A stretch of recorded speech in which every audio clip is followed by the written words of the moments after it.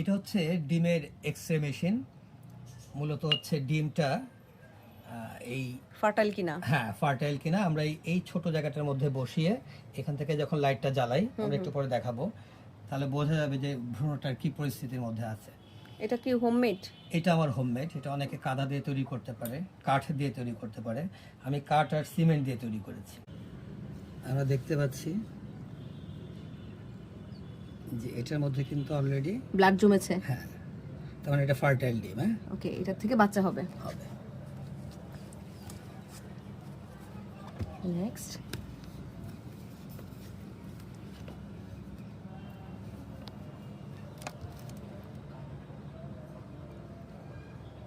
এটা কিছু দেখা যাচ্ছে?